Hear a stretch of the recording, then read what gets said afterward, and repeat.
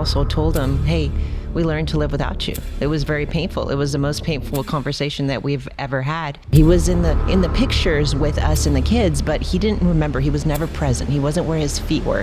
He was always thinking about work when he was home, and he would always tell us, hey, we miss you when he's at work. And I'm like, listen, it does me no good for you to miss me while you're at work. I don't want you to even think about me when you're at work. I want you to go and kick ass so you can feel like you deserve to come home to us. I had the wrong definition of success. And success to me was money. And since I was poor growing up, I thought if I had money, it would solve every problem in my life.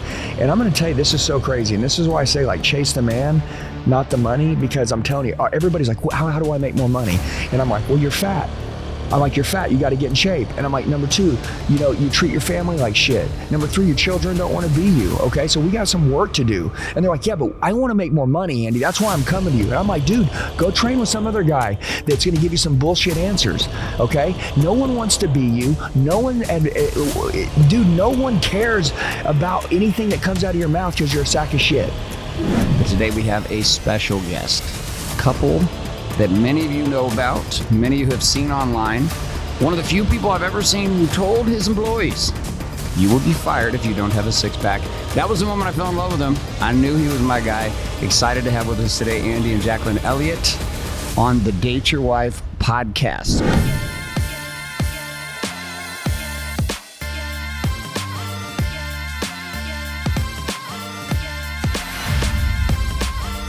So we're going to start off with a real hot question right out of the gate. Right out of the gate. Who makes the decisions in your house about where you go eat? Well, number one, I literally follow her decisions because she's way better at decision making than me. Totally. But because I'm so like, we're going to eat clean, because she thinks food is a luxury. She thinks food is a luxury. And I think food is how we build our body. And so I make our nanny, like the lady that takes care of everything, meal prep for me and her. And she doesn't like it. You don't like a meal prep? Yeah. So she'll decide where we're going to eat good food, but we meal prep 7 days a week. I mean, we meal prep all the time. So is that how you decide? Is just meal prep? Do you guys go out to dinner ever? Yeah, we go to dinner. Very selective at dinner?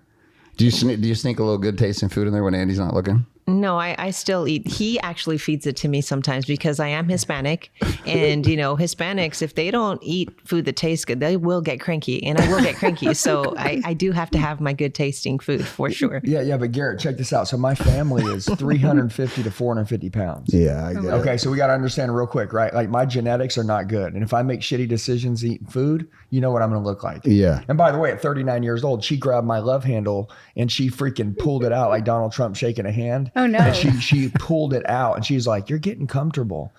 And that day when she triggered my ass and I was like, number one, like, I hate you.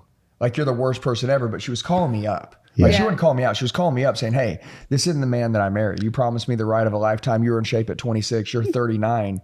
And you're just like every other person out there. The dad bod, right? Yeah. Well, I knew that there was another level, not necessarily just that I was like, oh my gosh, he has to have a six pack. But, he was settling at a lot of different things in our marriage and with our kids, even in business. I noticed that there was and women were good at triggering our husbands. Yes. And that's what I did. I knew that fitness was important to him, even though he put it on, on the side burner and the back burner. And I just grabbed him because I knew that I was going to get that reaction out of him. And that's how long had you been waiting to do that? Like, had you been thinking about it for a few weeks, a few months? Well, as a Hispanic, we don't think a lot, honestly. But yes, I mean, it was a lot of, hey, I'm going to get home at a certain time, and it didn't happen. It was a lot of reheating of the food. It was a lot of like, hey, I'm going to do this. I'm going to start, reading a book to the kids before bed, or I'm going to start, we're going to go on date night and we're going to start doing this. So it's a lot of false promises that were going on that, I got fed up and I was like, I got to do something that's going to make them react. So it's yes and no, I guess. It was like, I wasn't waiting for the perfect moment. I just knew that I was boiling inside and I needed to get him to shape back up. Were you angry when she did that? I was furious. Hey, listen, I wanted to punch her in the face. Yeah, because I'm always like, how do I call him out? But listen, and people will say, they'll say this because they don't understand. Yeah. And they don't have a great wife. Right. A brotherhood, if you don't have a brotherhood, you're going to ruin your life. And if you don't have a great woman, you're going to ruin your life. Yep. And every badass guy has a badass woman next to him that just will not let him fall under the standards. And honestly, and I'll tell you, when she finally started speaking back up, that's when I became the man. And I'm going to tell you this, a lot of guys are like, dude, I want my life to talk to me that way. I know. And that's the reason why your life's going to suck your whole life. And your kids are never going to know what a great marriage looks like. Your son's never going to know how to treat his wife when he gets older. You know, your daughters are never going to know what a great man looks like. I feel sorry for you. Yeah, I really do. And I regret, I mean, I hate every part about my life until I was 39. I burned everything in my life to the ground past 39. Anyone I knew, the state I was in, everything. I want nothing to do with it. I totally hate that person. I mean, I get disgusted. And, but I'm glad she triggered me though. So when she did, they're talking about eating clean food. Like I got a meal prep because, and by the way, like I'm obsessed now. We always say greatness is found in the extremes, right? So when she did that shit, and I started to work out really hard and stay consistent, I started to see the compound of consistency in my body. And then I started seeing respect, you know, not from just like from outside world. I started people saying, oh man, you know, something's going on. And then she was like looking at me different with those eyes, you know, well, he woke up, he was asleep for a long time. I'm proud of you. Like I admire you. You know what I mean? Like when you start to see that, you're like, oh, I'm even going harder now. And then I started to look in the mirror and like me. And so now that I know that play exists, if you eat clean food, you will have a good body. I'm like, dude, I can't break it.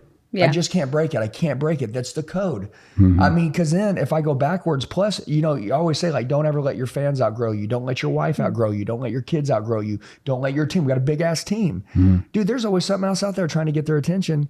And, you know, I got to be the freaking dude that's going to inspire my team. I want to be their mentor. And I can't say, I'm your mentor. You work for me. No, dude, they got to be inspired by me. So I'm 45 and, you know, I was asked how old are you? You said you're 48. I'm like, dude, like, even though that we're getting older, we got to go back and compete with these 20-year-olds. We got to be shredded. We got to be jacked. We got to be disciplined.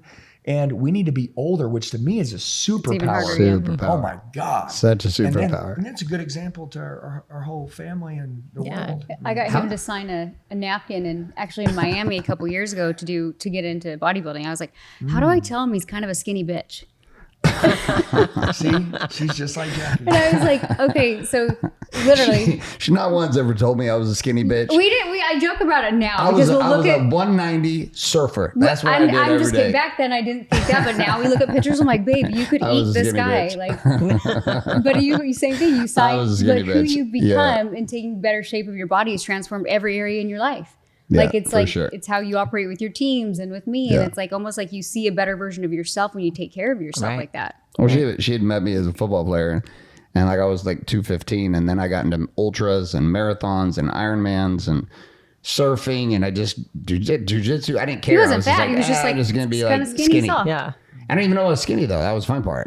Did you realize that you were like losing it back then? I mean, I was like, no, lost people don't know they're lost. Exactly. But and how long had you been watching this slow descent? Because the money's rising in sales. He's crushing it in sales. So he's making money, which is kind of the justifiable hall pass for dudes, unfortunately. Well, I'm making money. Of course, that was the excuse. You know? I'm making money. I'm taking care of us. When did you start go back before the tug? Well, there was that time, you know, and it was a sequence of events, you know, it was that tug, but I also told him, hey, we learned to live without you. It was very painful. It was the most painful conversation that we've ever had. And it was basically him just trying to just prove that he had made it financially, which he was making money. I mean, we had a paid off house, we had cars, we had all this stuff. I guess we were quote unquote successful in that sense. And I guess, that wasn't enough because I knew that he was there. He was in the pictures with us and the kids, but he didn't remember. He was never present. He wasn't where his feet were. He was always thinking about work when he was home, and he would always tell us, hey, we miss you when he's at work. And I'm like, listen, it does me no good for you to miss me while you're at work. I don't want you to even think about me when you're at work. I want you to go and kick ass so you can feel like you deserve to come home to us. Wow. So that was more of the transition and that all of that. So it happened in a sequence that was pretty close together, but there was a time when I said, hey, enough's enough. I'm not going to be living a norm. I always felt in my entire life, like we're not going to live a normal life. Like in the beginning, when we first met, like I was the risk taker and you know, we had a certain standard of what we wanted. And I felt like we were just like everybody else. And I hated that. I didn't want to live that way. So it took a lot of triggering and realizing that we were just conforming to society. And that wasn't, I mean, we weren't going to be anything great. Yeah. So I think we're that's in a leaderless world. Yeah. Right. And honestly, my dad's a pushover. Right. He's a pushover. He's a coward. Mm-hmm. I mean, listen, my dad's a nice guy. Right. And my mom's a loser. She's a freaking alcoholic. She left when we were 2. And that's not a victim story, but it's like, no one ever told us to become great. I got in the car business at 18. And if you understand the car business teach you to hustle. Big time. Teach you to be thick skinned. Yep. And nobody gives a shit about your family. Yep. No one. No one knew her name. No one knew my kid's name. No one would ever want to know. How much money are we putting up? What's the gross profit? How much volume we do in the store? That was all we talked about. Dude, nobody meal prepped in the store. Nobody had time to work out. We were all just mentally beat. Yeah. And the only thing we wanted to do on our day off is come home and sleep and get ready for the next day. But I didn't go hang out with the guys on the weekend. I didn't cheat on Jackie. I didn't run around. Like, I'm making a point. Like, everybody has their own vices and demons and all that. I had the wrong definition of success. And success to me was money. And since I was poor growing up, I thought if I had money, it would solve every problem in my life. And I'm going to tell you, this is so crazy. And this is why I say, like, chase the man, not the money, because I'm telling you, everybody's like, how do I make more money? And I'm like, well, you're fat. I'm like, you're fat. You got to get in shape. And I'm like, number 2, you treat your family like shit. Number 3, your children don't want to be you. Okay. So we got some work to do. And they're like, yeah, but I want to make more money, Andy. That's why I'm coming to you. And I'm like, dude, go train with some other guy that's going to give you some bullshit answers. Okay. No one wants to be you. No one, dude, no one cares about anything that comes out of your mouth because you're a sack of shit. Yep. And it's like, people are like, they're either like excited, like, you know what? Fuck it. All right, I'm in. Recreate me. Or it's like, you know what? I don't like you. And I'm like, good. We will never get along because I don't talk about money much. We 50x'd our income. We were making $2 million a year in 2019 as a W-2 employee, doing better than anyone else that I had ever been around, that I knew personally in my life. And then when she has this conversation with me, I was like, dude, all right.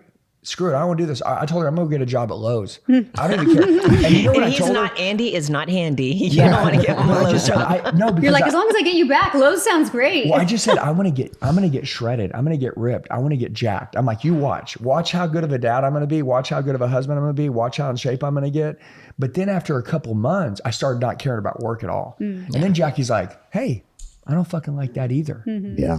No, and I'm because like, a man needs to be proud of himself and what he does. And she's like, you're walking around and I can tell you're not proud of your work. And I don't like that either, because that right there, eventually you're going to resent us because we didn't let you work. And she's like, okay, so like, I want you to get it all. And Jackie kept saying this, and it didn't make sense to me then. She kept saying, why are you so one-dimensional? Like, why do you not think you can have a badass house and be a badass husband and be a badass dad and be close to God and be freaking ripped, look in the mirror and be proud of you, put a financial fence around your family, make a lot of money? Why can't you have it all? That's you. You got a fucking you problem. And she would just tell me, like, you're in here. And so the more I worked out, the more this shit worked itself out. And then I realized, dude, if I can unscrew me, because I'm just a mess, I can unscrew everyone else that I meet because I'm qualified now, to help someone else, because, you unscrewed yourself. And then I was telling Garrett, like, so Jackie, one day, like, you guys are like, hey, we're going to Miami. Like, I just came home and quit my job. And Jackie's like, you quit? And I said, yeah. And she's like, all right, okay, what are we going to do?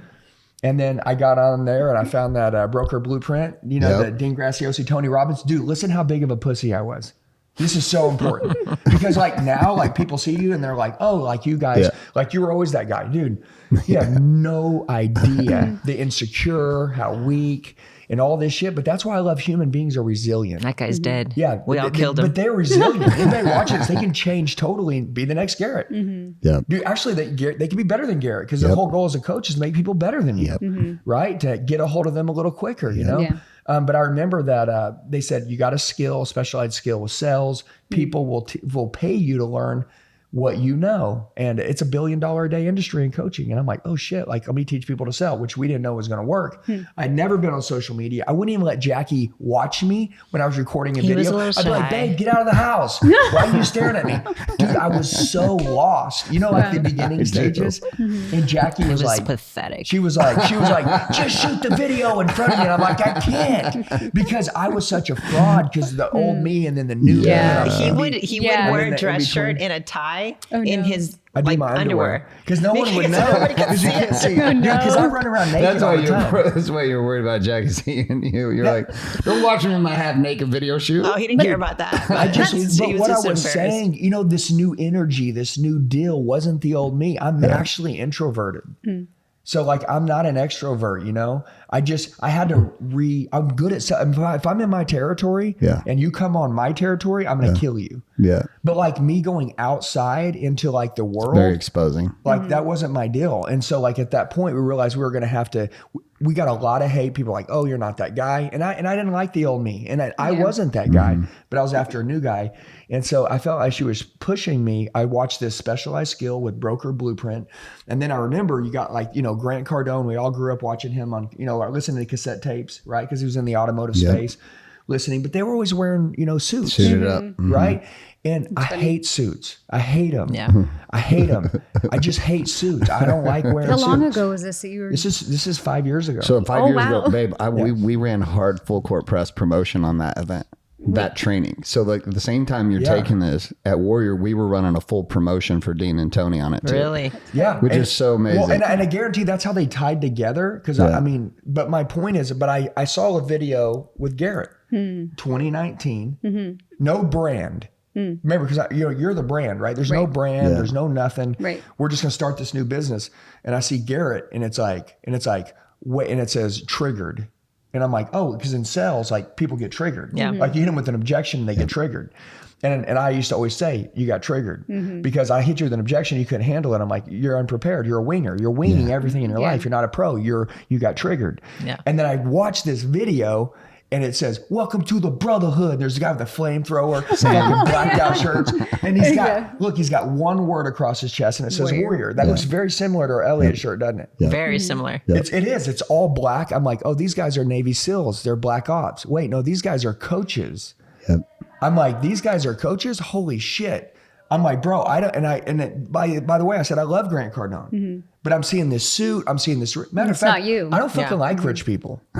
I honestly, and I know that sounds weird, but I'm a broke person with money. I don't like rich people. Rich people look down on people all the time. Yeah. That makes sense. And I just hate that. And me and Jackie do really well, and we love everyone. Anyone that's willing to change their life, a reborn Christian, a reborn person is like, you're willing to be reborn? Okay, cool. Like great leaders, when they see someone trying to change, no matter what they did, they're like, oh, that guy's trying. Let's go be a leader. Most people are like, no, dude, you know what that guy did? Yeah. And I felt like everybody was looking at me like when I wanted to change that I couldn't change. Yeah. And so I watched Garrett and I saw him all black, and they're like working out and shit. And I was like, dude, it's over. And no lie, I immediately took what I saw him doing with these men, took sales training, did a 2-day event and said, hey, number one, if you come to my event, you're going to work out. It's so great. No, you're going to work out. We're going to make it. We had people throwing up everywhere. We were doing it at our It was a house sales. back It then. was a sales event, and you're making them work out. They were Yes, working dude, out, like when you go to ropes, when you go just to a sales sandbag event, carries, all this crazy shit. When you go to a sales event, but that's how I grew. Yeah. I'm going to tell you this. And by the way, had I worn suits, like all the sales guys, no one would know my name. Nobody. Okay. Had I not gone black like that, had I not gone, like freaking beast mode psycho, really trying to recreate humans and not just teach them a skill, right? Which I saw you doing, we wouldn't have ever really changed anyone's life. They would have learned a couple word tracks and presentation skills and they would have forgot us and moved on.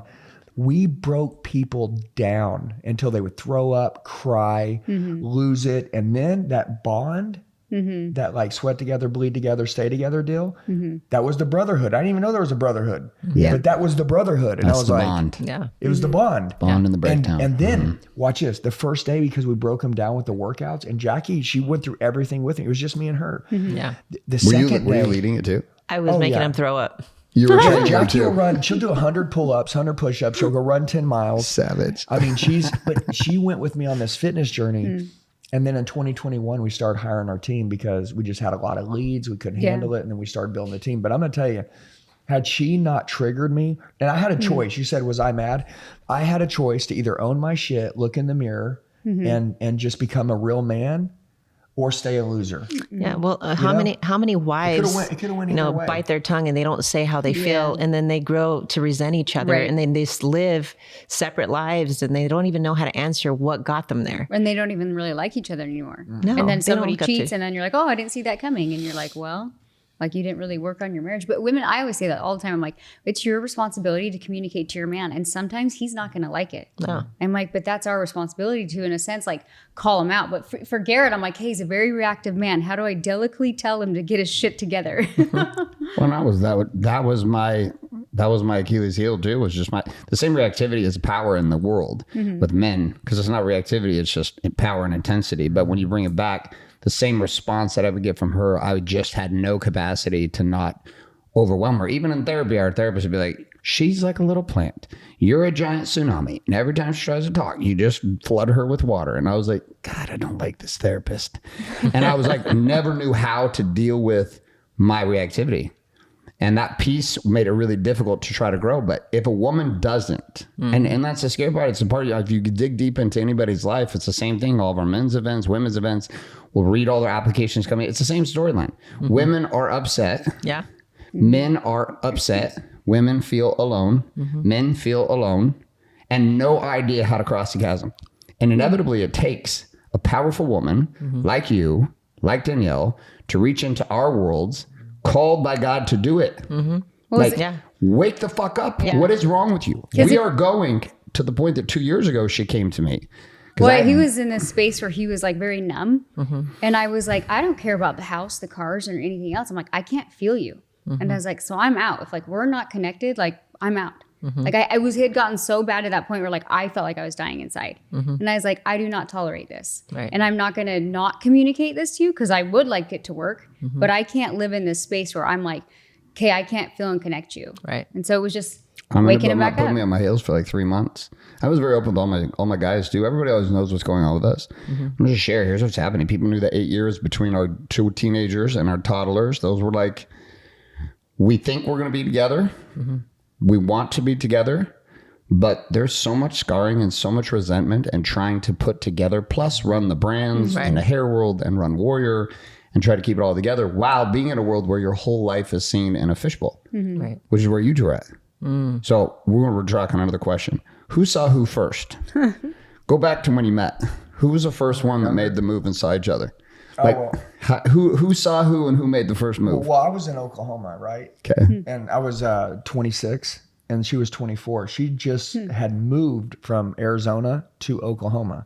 Okay. And which I have no clue why she fucking moved there. But she told me why. But when she's Latina, right? And obviously I look, and by the way, no, it's not like I don't like blonde girls or anything like this, but I dated blonde girls my whole life. Yeah. This is just my deal. Like it was all blonde girls. Yeah. My whole life. And then there was this, there could be a golden retriever running down the fucking road. And I'd be like, it was like blonde. It was like everything was blonde. It was like, that was my deal, right? I grew up Pamela Anderson age. Exactly. Right? I mean, I'm a young kid. I mean, it's like, and I'm just being honest, right? Yep. You know, and I get made fun of a lot just by speaking. But I literally saw Jackie and I'm like, dude, who's that Mexican with the fat ass? You know what I'm saying? And it was Jackie. And you didn't know it was Mexican. No, but like the brunette was what I thought first. Yeah. She's the brunette. Because I never really liked brunettes. Yeah. And anyways, she worked in that store. I worked over here. We kind of got each other's number. We were in the same company. Okay. Yeah, so we worked for the same company, but she was like for there and I was here. Okay. We were on the same lot. And so like we were like competitors, right? But she worked her way up in car sales. Car sales. So, yeah, Jackie sold cars. She got into finance. She was in finance at this point. And I was a manager over here. Got it. And then one day on New Year's, I just, I told her, I was like, hey, I'm going to go to this party. Do you want to come with me? And then her cousin just died. She's like, no, I'm not going out. And then I was like, I called her that night. I was like, hey, come meet me. And then she's like, nope. And I was like, she's like, call me back in an hour or something, or 30 minutes. And if you do, I'll meet you. I thought he was drunk. So I'm like, I just went and laid down. I probably was drunk. But I did call her back in an hour, right? And then she came out. She literally came out. She met me. Because I keep my word. Yeah. And then I tried to kiss her. Jackie always keeps her word, which is really good. She did keep her word. She came out. And I was with all my friends. We were partying. And anyways, I tried to kiss her that night. And she's like, I'm not kissing you. She's like, no. I think is more of a hunt thing for him because he'd never been rejected before. Yeah. Well, then the next day, she's like, call me tomorrow. And I just called her tomorrow. Yeah. And then really from that next day, for the whole next year, we were together. She had her own place, but every day I was like, don't go home, stay here. Don't go home. Stay here. And I went from like honestly being a slut to just like being He all was over the worse place. than the guys like on I was Wedding. like You've seen Wedding Crashers, Yes. the Oh, movie. no. Yes. Like he was like I mean, 100 times worse. I was a car guy back in the Wild West. I was honestly just one of those guys, and I wasn't thinking about ever settling down. Yeah. But Jackie was like super cool. Like I could laugh. We were having fun. You know, she was cool. She had an underdog story. So did I. I kind of, and you know what? This is so crazy. And everybody's story is different, right? But I never asked her about herself. I never wanted to know her past. I never wanted to know anything. It was refreshing for me. Dude, Like, for not that I 5 had years, anything to I hide. married her and I but- didn't even know her past. And honestly, I felt like when I met her, like I was really cold towards women. I was kind of a piece of shit, really. And when I met her, it was the first time I ever felt like warm and like loved. And We were like, kind of the opposite. I was Like he like, was the oh, like, warmer I one wanna and be I different wasn't now. in Really? this case. So I think he was used to like the opposite with all these girls being like, oh, like, Yeah. oh, let me touch your legs. And I was never like that. I was more like, he was the one that would tell me like, hey, like he was the more affectionate one in this Yeah. case. And I was the one that was always like making decisions and leading. But when it came to our relationship, like it was never my idea, like, oh, we need to get married or we need to have kids or we need to do this. Like I wasn't going to be the girl that was going to push him to make those decisions because I didn't ever want to be that girl, you know? Did you see him like before he made the phone call? Like, did you see him across the office? Did you notice him at all at that point? Had you noticed him, or was this a hunt and notice? You were hunted and then noticed. I was more like I was hunted in this case because he was the complete opposite of what I was like attracted to, you know, because I was very corporate. I always like dressed, you know, differently. He was, you know, the guy with the frosted tips and the fake tan. And, you know, it was just like, and I was more like into I call it the leaderless generation. Oh no, that's literally when I met him. I was like, who's this guy with the bleached hair walking towards me? he was really cocky, and I was just like, this is completely the opposite. Like I was a meathead. I was so used to like I was so corporate, so I looked for like more the well-spoken guy. He was completely like different, chewed with his mouth open. I was just like, this is not my type at all. So it was just completely different. So when people would talk about it, I'm like, who are you talking about? Yeah, it was so crazy. Coming in and out every second of the day. You like telling our story. It's so funny. I had a little, you know how you guys got a Yorkie, right? Yeah. So I had this girl that I was dating, right? He had like 3 of them. I bought a Yorkie, or she bought a couple of them, whatever. I probably bought them, you know, and then we broke up or something. I was like, fuck it, I'm keeping the fucking dogs. You know what I'm saying? Right? So but whatever it was, I had these dogs that were in the house, little Yorkies. Yeah. And Pissed everywhere. and they're just the worst trained dogs ever. And by the way, like Jackie walked in, she's like, your house is disgusting. It's a bachelor pad. It just looked like... It was like a Scarface house. Back now you have modern stuff again, but he had like the white couch back then with the palm tree lit up in the middle of the house. I was like, what is Arnold Schwarzenegger pictures? And I was like, why do you have? You had Beyonce and Britney Spears posters, okay? So I had 6 roommates too. I literally- She'd and stay over, and me and my roommate had like 2 queen mattresses in the same room. he's 25, and I'm like, you share come a on, room get in with a here. guy? You can't afford your own room? No, it wasn't even about afford your own room. We just like being together. That's what I said. There was 5 of us. We partied. We had a big They all hot tub mooched in off the of him. back. We all did our own deal. But listen, geez. the Yorkies would chew up all the girls' shoes. So they had a bunch of girls apparently because they were all sluts. And this was a so they would chew up all of the shoes. So I was the first they girl never chewed her that they shoes never up. chewed my shoes. They were Listen, scared. They're of like, you. these are too nice. Like, They were scared of you. Yeah, They were our like, oh, dog's she's name gonna was kill us. Daisy. And I was like, you like her? You know? I mean, because she wouldn't. The dog would chew every female shoes up in the house. Every that's night, funny. there were 5 pairs of Just chewed up heels shoes. destroyed. You'd hear the girls, the dog chewed my damn heels up. These were $1,500 heels. Oh, no. You'd hear them. And we would just crack up. They never touched her heels. Not one. Never chewed on That one was of when them. you knew. And I was like, dude, The this dog is my picked me girl. up. Sign from God through I was the like, don't go Yorkies. home. Stay here with me. Stay And the here. dogs wouldn't mess with her shit either. And then so it was like, she's my girl. But you know, you know, dogs don't lie. They don't. Truth-telling dogs from the beginning. yeah, dogs are smart, man. But I think one of the biggest things is, you know, you guys are where you are, right? We are where we are. There was a time, I know you went through it and we went through it too. And if you want to talk about some real marriage stuff, is that, you know, I told Jackie, you know, we started life, we started having kids. We started, you know, like living the American dream or getting, you know, the house, the cars and all the shit and you just consuming everything that we thought that we needed to be happy. But then, you know, as like the pressure gets on, we got to pay stuff off. We got to go. I'm going harder at work. then it's like I start making decisions based off money. I do, because I need to make us money. Yeah. And by the way, this is important because you seem like an independent person, right? Very. Jackie's an independent person, which means if she wouldn't be with me, she would still be successful. Yep. She was still going to freaking have a badass marriage, a badass kids, badass life. She was still going to do it. And to me, that always bothered me because everyone needed me. Yeah. And she don't need me. Yeah. And I think that was the reason why I straightened up with her, because every other person I was with was like, please take care of me. And Jackie was like, I don't need you to take care of me. And I was like, I don't like that, you know, because I don't feel very needed. You know, she wants me, but she doesn't need me, which means if I don't fucking get my shit together, she can leave. And I'm just going to be stuck with all these other people that, you know, like that I've been with before. This is the one I need to take care of her. Right. Like this is different. And she levels me up. But there was a time and a period where when Jackie was taking care of the kids, going through the mother stage, she stepped out of business, and Jackie was still trying to relay to me, like, hey, I don't think that that's a good company to go work for. I don't think that that guy's a good leader. I don't think that that guy's got the right intentions for us and our family. I don't think what you're doing with those people is like kosher. And then I remember she would start to warn me, and then because I'm the man, you know, I'm making the money, you know, look at us now. And I became ungrounded, and I forgot that she was my most powerful person in my life, my protector, my best friend, my fantasy, my wife, the children, you know, my mother, the children, or the mother of my children. I mean, my workout partner, like all these things started to fade to she's mom. And then now I got to go lead the house. And I remember her telling me, this is a warning, because somebody's watching this and they're like, I wouldn't take that from my girl. I'm going to tell you, you need to listen. Because they don't just run their mouth unless you got the wrong girl and they're just being an idiot. Like Jackie doesn't speak like loose words. Like if something's going on, she'll always tell me how she feels. And she has a very good intuition. And most women do have a really good intuition. And Jackie said, I remember I told her, I was like, hey, you're nagging me. And I started telling her because, and you know what? It shut her up. So I was like, hey, why are you nagging me? And it did shut her up. And I was like, oh, that's cool. Because now she's not bitching at me. You're free. I'm free. Well, number one, almost went to jail, ran with the wrong people, got caught in a lot of trouble, came this close to going to jail. Wow.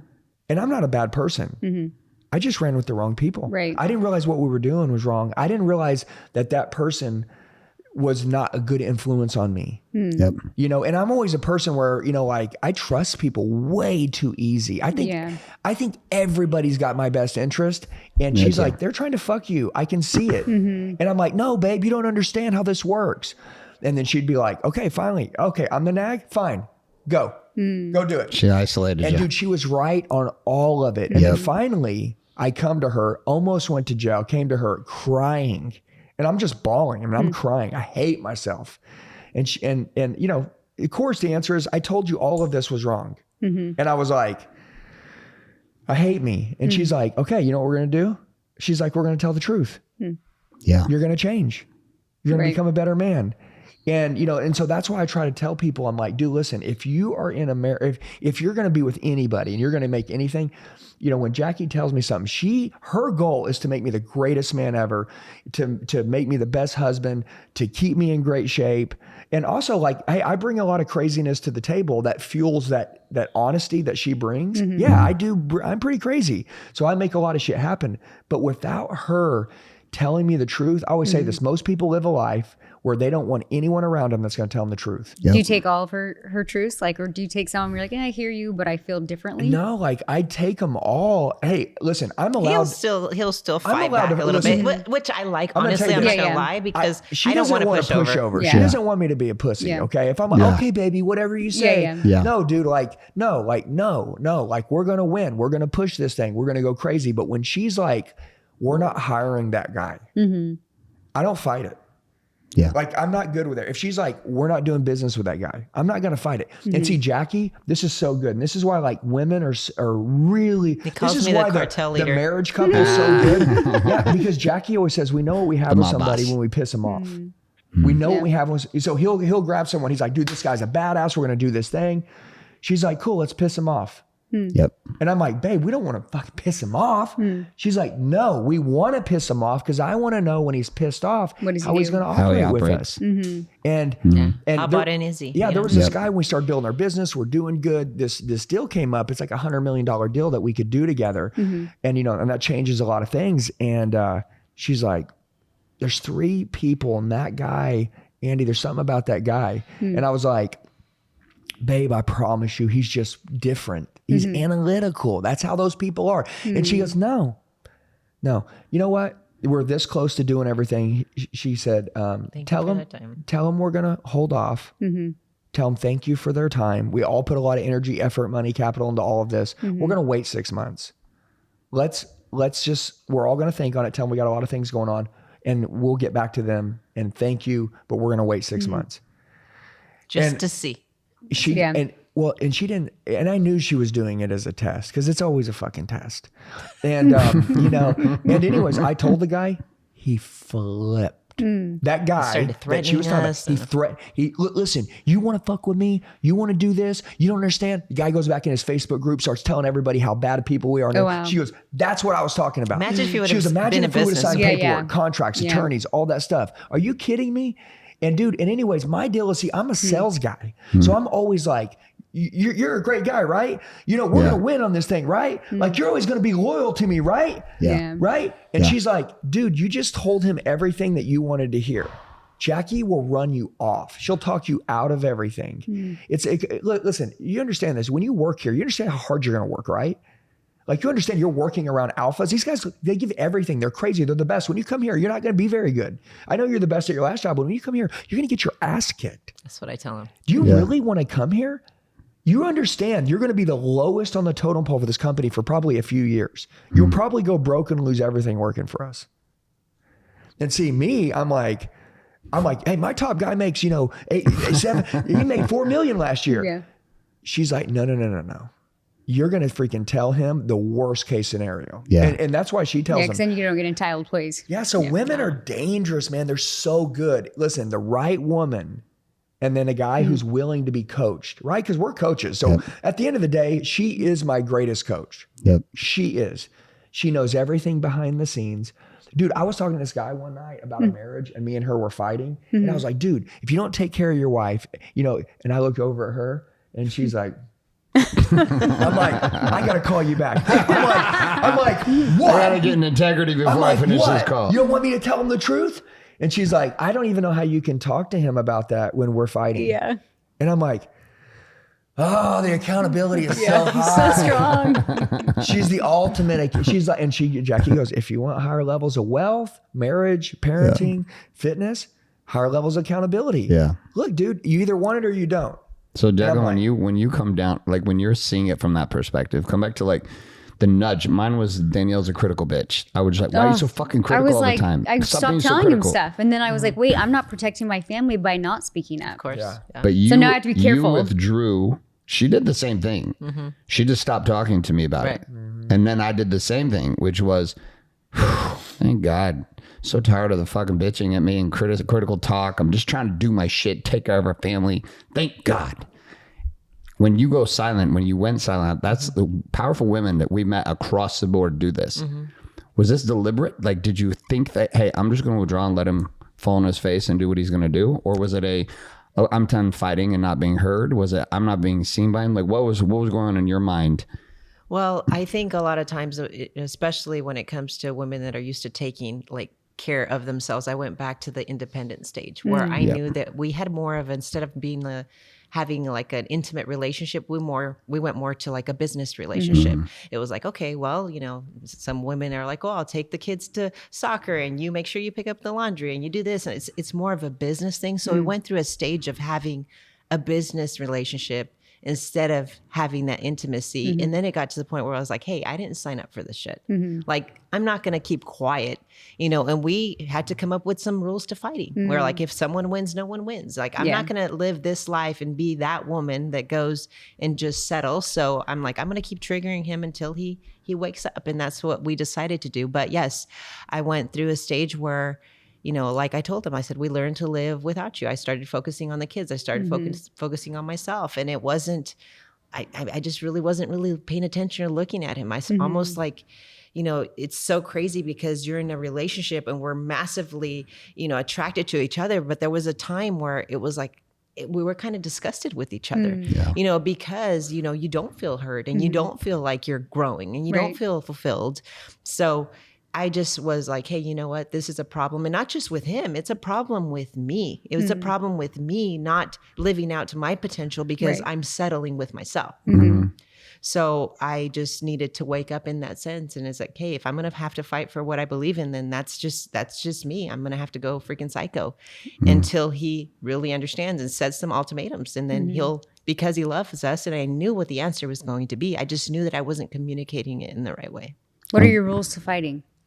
Well, there's a lot of them. There's fighting fair, not getting historical. If someone wins, no one wins. You know, And not getting historical deal really helped me. Yeah.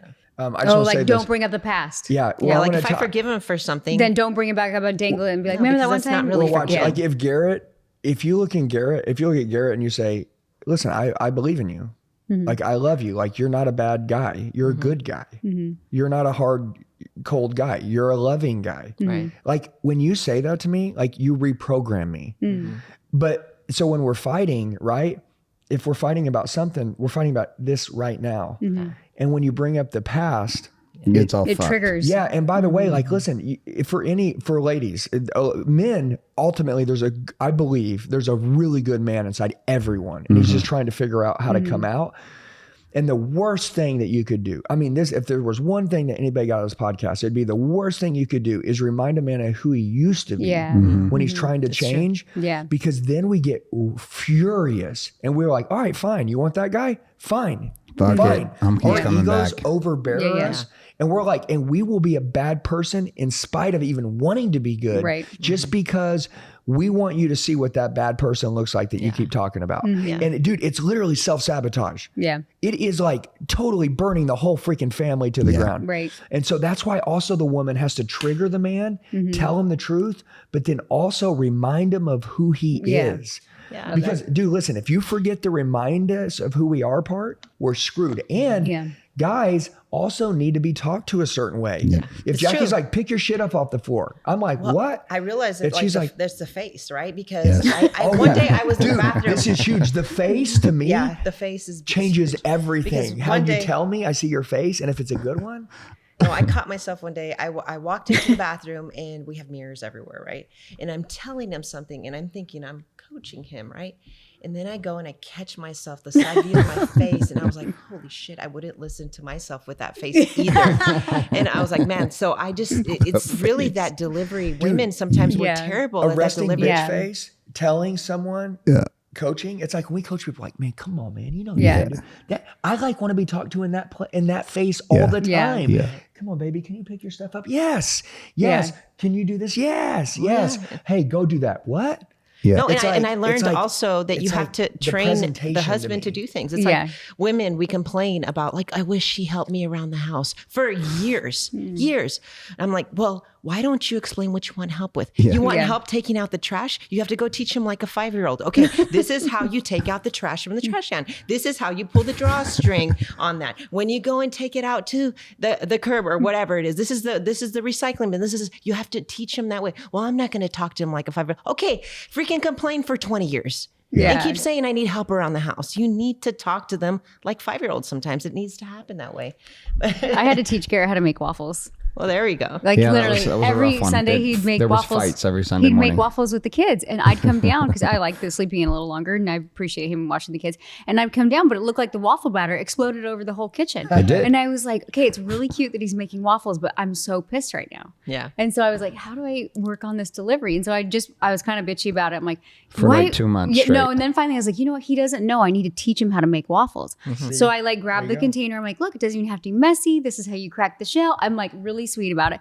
The next Sunday I come down and he still makes a mess. And I was like, I taught him how to make the waffles. And he was like, you don't see that I'm having fun with the kids. And I'm like, you don't see that this is important to me. It was like a fight for like 2 months. We would be so good. We would have like the hottest sex Saturday night, like just all over the place, strip tease all the whole night. And then I'd get up, let her sleep in. And the girls like to help make the waffles, and it kind of fucking gets everywhere. And so we have fun and we get it all over the place, and we're like making the waffles and burning ourselves on the waffle pan. So first thing she'll do after I've covered the kids for 3 hours so she can sleep in, she'll walk in and go, critical about the waffles. I'm like, you're not seeing the fun we're having. First comment. So then after 2 months of saying this, she did teach me. And then I was like, okay, her way might be a little cleaner. Can we still have fun doing it that way? Now you're good though. Now he makes waffles and he knows. He cleans it up before I even get downstairs. Because I used to have to clean up the mess. And so now you clean it up and now there's no unnecessary fight about waffles. Women's love languages. Like Yeah. the things when you have young kids, it's not like, oh, babe, I'm bringing you flowers. I'll put the kids to bed so you can go take a peaceful shower. Or I'll help load the dishwasher. Or I'll take out it's the craziest thing, but it's the truth. It is. Cleaning the Listen, it was the next track to our sex life was having the waffles clean. Well, because I'm like, listen, now I love you so much. Thank you so much for you. I can't believe. Then she came down like every weekend to be cleaned up and kids have eaten. And she's and then like, you got a "Did you do quickie in the waffles?" afternoon because Of the kitchen was course. clean. I was like, hey, perfect. yeah. Mid-morning, I'm you like, knew, "Thank you knew that you." you would win by cleaning up your I mess. didn't know. But I found out. Yes. So. I'm slow to it. It Yeah. took me 2.5 months, but I got there. No, that's Clean good. waffles. Women are not that Go time. complicated. We just like our space clean. No, that's for a phase. Women are complicated. Yeah. And then you're finding freaking ways to make waffles and clean them up after just to get Tuesday rewarded. afternoon, I'm making waffles. Hey, what are you doing? Kids aren't even home from school. Just making waffles, and I cleaned them up. You know what time it is? like, oh, God. It's waffle time, babe. Let's go. I love It's that. crazy how I'm just listening to you guys, but every successful marriage, right, is all the same. Yes. I mean, there's different like demons, right, that try to fight us, but like God attacks the marriage. Yeah. He attacks what's valuable, which is Right. the marriage. The marriage is the key front of everything. And Jackie, the same deal is that, I would come home tired and then, she was obviously tired all day long too, but I didn't think about her. And then, when I'd tell her, hey, one time I said, hey, go take a bath, go take a shower. I'll brush the kids' teeth. I'll give them a shower and I'll clean up. And I did the dishes. Dude, that night, just doing that, I saw a whole new woman born. When she walked out, she was like, the dishwasher's loaded. There's no dishes in the sink. The kitchen's all wiped down. You put the kids to bed, you brush their teeth, you gave them a shower. That night, that was like super freak. Then It was he was like- looking that for was shit yours. to She was the clean. nastiest she's ever been in her whole life. I'm a professional. And Sink every things night are from not- then, I was like, oh, this is how we roll. That's funny. And basically what it is that it's just a standard. Yeah. And the women have standards about things that we don't think about. Right. And then we also have standards and things that she don't think about. Like, with the guys, I'm always talking about like fitness. And I'm into that deal. And I know that she wants to work out, but she's not an extreme. She's not extreme. She'll go with us. She'll go do extreme shit. But that's all I'm thinking about. Like we both think about different things in our heads that like get us off. You know what I'm saying? And I need to understand, her and most people I learn, they never really become best friends. I ask people all the time, I'm like, oh, y'all been married 15 years. Are you really best friends? And they're like, yeah. And I'm like, cool. What's his fantasy? And you'll ask the wife and she's like, what do you mean? I'm like, what's your husband's fantasy? And they're like, I'm like, you're not best friends. Yeah. What's her fantasy? Yeah. He's like, I don't know. Do you got one, babe? I'm like, she's got one. Don't be an idiot. Tell them what it is. And they get weird. And I'm like, see, that's the best friends. Yeah. See, the best friend is the person that you tell everything to. Yeah. It's the person that and this is where me and her got really close. Honestly, I was always afraid that Jackie was judging me. And so I wouldn't be fully open with her.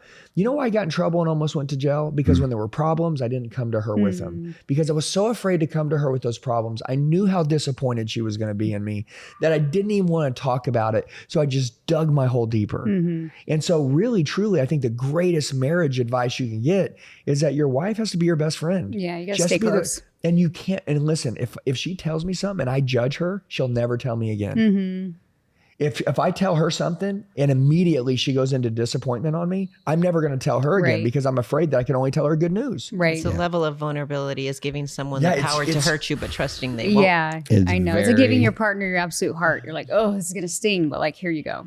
Well, so I think though that's why when you're open to somebody or when you're in a marriage, when you're open, I think it's really important to make sure that you don't get hard on someone right when they tell you something, because if you do, it's like my son, if he does something and he tells me, and I'm like, why did you do that? Yeah.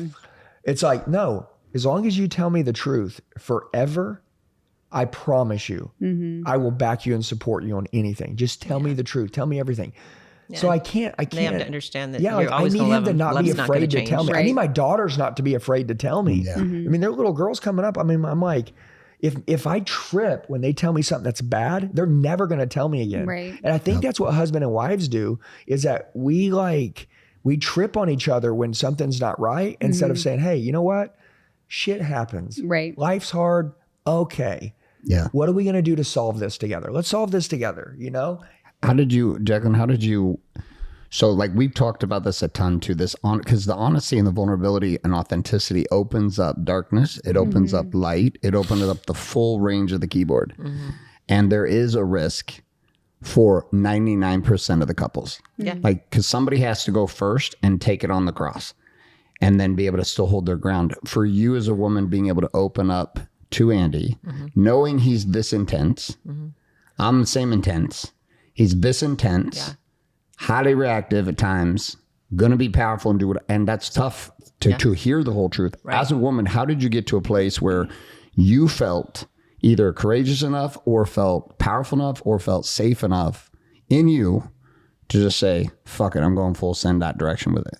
I'm going to share fantasies. I'm going to share truth, dark, light, the whole thing. Well, I think that was my problem too, as well. Not just, he's talking about his issues. I mean, I had a massive amount of issues too, you know. So I just think it was me, you know, that sense of that independence, not ever wanting to lose that, and really feeling like, oh yeah, we had the kids, we had each other, we had all this, but then me like really feeling that I was able to trust and like be who I needed to be.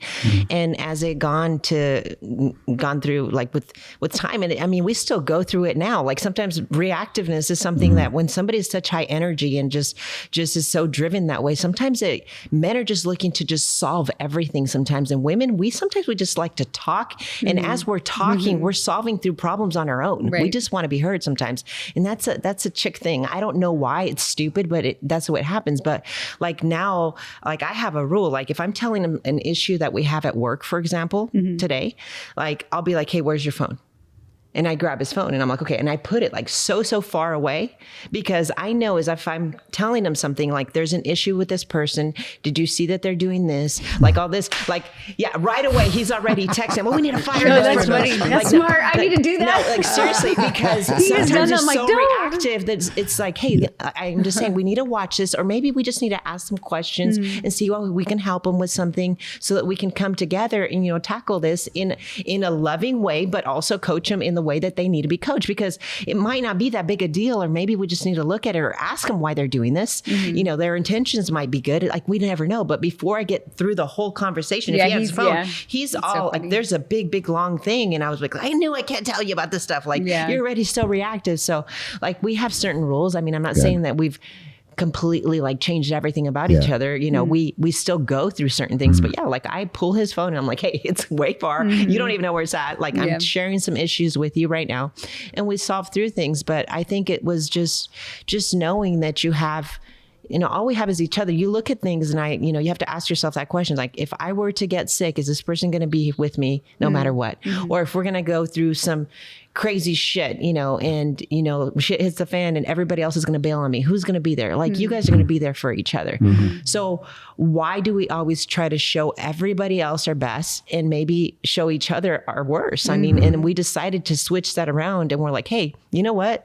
We're going to be real with these people. And like, even when we have events, sometimes if and I go and I speak or whatever, it's like, I listen, I'm not freaking, you know, we're not 100%. I'm not speaking, like, screw that. I'm not going to go and tell people like how we are and not really feel it. So I'm like, make sure that we take care of us first before the whole world. And I've made that kind of a rule. So that helps me speak up and say things that I feel and feel like I'm a real person and not just like trying to please the whole crowd. I think that's what keeps us grounded. Yeah. Well, Danielle, what about you? I mean, you've gone through the same process. You've had to trust. I've done plenty to break that trust over 23 years. I mean, I've gone through my phases where I'm like, I don't want to poke the bear. And then, like I said, it didn't serve me. I was like, I'm literally like dying. I feel like I maybe I need to work on my delivery. I don't know what it is. I'm like, but I can't like withhold these feelings, or if it's about somebody, I'm like, hey, maybe he takes this advice, maybe he doesn't, but I feel like I need to show him some red flags or whatever it is. Because even in the past, like when the market crashed, what was that, 2008? Like I saw things crashing and saw it coming down, and I didn't say anything or do anything. And after we had to rebuild our businesses, I was like, that was part of my fault, and I will never be silent again. It is my responsibility when I see this ship going in the wrong direction that I course correct it. Right. And I didn't do that. And so that was, for me, it was something like where I'm like, hey, I have to speak my truth. And as now I'm just getting better with like my delivery, because I'm like, hey, if I poke the bear, then he's not going to hear my message. And then I'm just going to go into like shutdown. I'm going to wall up. I'm going to go through this resentment, and it doesn't work. And so I don't know, when I want to bring up like important conversations, like I find like good times to do it, you know, like at night when we're tired with the kids, never a good time. Right. That's always when a fight starts. And even now, like a couple weeks ago, we had sleep. Yeah. Oh, you don't sleep all night. Like you're just like mad that you had such a stupid fight because you're both tired and hungry. Right. It's true. And so I don't know, for me, it's just like communicating, but like noticing when the right time is to communicate so that we both win. Yeah, it's true. And how you talk to each other is huge. You know, I always say, you know, you want to be direct, you have to earn the right to be direct. And if he knows that my heart is in it and he knows that I'm doing it, you know, to make him better, then he will listen. If I'm just doing it without the heart there and I'm just doing it to prove a point, then I'm just the bitch. Yeah. And I don't want to be a bitch. And that goes in everything, in business, in parenting, and in marriage. Like you have to earn that right to be direct. They have to understand that you see, because the last thing he wants to do is disappoint me. Like the last thing he wants for me to do is to be like, man, you know what? You screwed up. But if I can do it in a way that I can show him that I still believe in him and I'm still proud of him, that he made a mistake and that's not who he is, then he'll fight for me. I think the wild part is probably the same for you, Andy, is like that when it would go south for us in conversation, it was because of this. Because the one person, they could run, thousands of people could run their fucking mouths about, which they do all day long. And they build big Reddit posts and I'm a cult leader and I'm a whatever the fuck. And that's been going on for 12 years. I don't care about that shit. I did for about 2-3 years, got real react. Now I just laugh and we use it for marketing, etc. It's like, whatever, that was a fucking pussy. Sounds like our life. Look, another cat profile. Oh, well done. Yep, you're for sure not getting laid. And like, I don't care. But when this is the one, like everything I'm building, even though I'm building it from my own calling and what I know, in the end, if you wind it all down, I'm just this little boy who got the girl and is going... And so to feel like I'm not doing enough or my own stories about it. And that's what I had to change for me. She went from critical bitch to like a confidant. Yeah. The only thing that changed was my narrative about what she was saying. Yeah. Right. And then her energy, which is where like the tonality or the energy beyond the words you're saying, which is why people listen to you and they're like, what the fuck? There's like a dude, he yells more than you do. When I was like, he does yell more. I'm just yelling less now. But I go back for 8-9 years. And first day I was yelling every goddamn day, all day long. But people receive it because underneath that is this vibrational desire to build people. Right. But this is the harpoon to get them. So I want to talk about this undercurrent. I want to say what you just said, though, the little boy just trying to please. I think, by the way, like when we're correcting a lot of men right here. For sure. But let's make sure we correct a lot of women too. That men, they are looking, if you ask me, really, you want $1 million cash, or do you want to hear that your wife is proud of you? Wife's proud of me. If my wife would look at me and say, I'm very, very proud of you. Yeah. I'll take that over $1 million cash. Yep. That little boy, I think women forget that sometimes because men do so many things wrong because we're not very mature and you resent us for doing all these things wrong. Yeah. And we are just trying to get you to love us. It's true. And also we make a mistake. And that's it. Like, so I think like women need to also understand that, because when you're going hard on us, you need to be like, hey, maybe he doesn't need his ass ripped right now. Maybe he needs some love. Yeah, that's the truth. In women, we make that mistake, like me, especially since you guys, you get a lot of like, hey, you changed my life. You're so amazing. All this. Yeah. Like I actually quit complimenting Andy because I was like thinking like he had a big head because he gets this, oh my gosh, I look up to you so much. And like, oh, everybody wants a picture with him, that I quit telling him like, hey, I'm proud of you. Like you're doing a good job, because I knew that he was getting it from everywhere, but it means something completely different. Totally different. Completely different. And I had to learn, like, man, he needs me to tell him, because that means, like he talked about, like, you can give him $1 million cash, or, you know, say, I'm proud of you. Like, when I do that, when I tell him I'm proud of you, he goes freaking berserk. Like, he goes insane, and he does so much better. Yeah. And he gets this superpower that I feel that comes from us. So women, we have the power to either tear our men down in 1 second, or the power to build them up to feel like they can take over the world. And I realized that I'm not going to get the best Andy unless I do tell him that I'm proud of him. So Danielle started this year. We'll be having sex and she'll get into my ear and be speaking affirmations. No way. While we're fucking just in my, I've never had such a glory. The thing I've noticed also is I last forever, because like I'm so enraptured. See, Andy wouldn't last forever though. But no, but the mantra. You gotta try. I don't last forever either. I just got 2 volts in the chamber. He lasts half the time. I just know I'm that. like, talk dirty to me. She's like, no, because you're gonna come way too Exactly. fast. No. I didn't say I don't go fast when she talks dirty. I go downtown real fast. I'm done. Dirty talk, it's over. She can end me anytime she wants. But this was different. This isn't like, you know, biting my ear and clawing my back and talking dirty shit to me. It was different. And we actually learned it here in this podcast, because we had a couple here and they do that. And so we started trying it, and it like the first night it happened, it was actually down by the pool right downstairs. And she like literally was in my ear for 10 minutes straight. Just, you are the king. You are the creator. Just going. And I'm like, what the fuck is happening right now? Plus, it's awesome sexually. Plus, it's in my ear. Like, I don't even know what to feel. I'm just like, oh, yes. I was going to say, though, for yes. More. Tell me more. Tell me again. Say it again. But it's funny. Dude, I love that. It's funny, though. I was bad at it forever. I would never, like, I'd be like, well, you should know you're awesome. Why do I have to tell you you're awesome? Like, that was my mindset. Yeah. And also, like, he gets praised by everyone and the same thing. I'm like, you get all this attention. And then I'm like, wait, do I want him to have all this attention being fulfilled that way from, like, all these other people? Yeah. And then when I realized that, I was like, oh, shit, I have to make a conscious effort, because I'm always so busy and doing my own thing. And I'm just like, you should know you're the man. And then I was like, well, he does, but he needs to hear it. Right. So it's like, you guys got a new move. So that's your new move. It's mantras in the bedroom. For sure.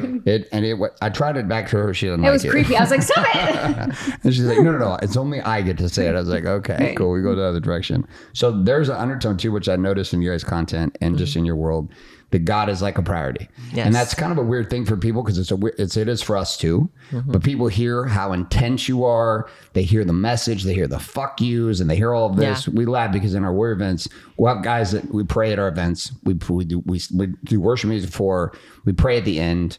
And that didn't really start happening until the last couple of years, right? Which I came to Christ like in a real way for me about 3 years ago. But I was still working out what that meant, because I hated the church world. I wanted nothing to do with it. And then people hear me, and they'll even hear in our events, guys will be like up there quoting scripture and then say a prayer. And we had the very first week we did this, one of my guys like, hey, you want to say the prayer? He's like, I don't really know how to do that. I was like, well, just go, dude. We'll figure it out. And he's like, fucking Lord, we're so fucking grateful for this group of men here. And he looks at me, and I was like, he's like looking, I was like, just go, dude, keep going. We get done. I was like, the only place I've ever been where the word fuck got said 9 times during the prayer.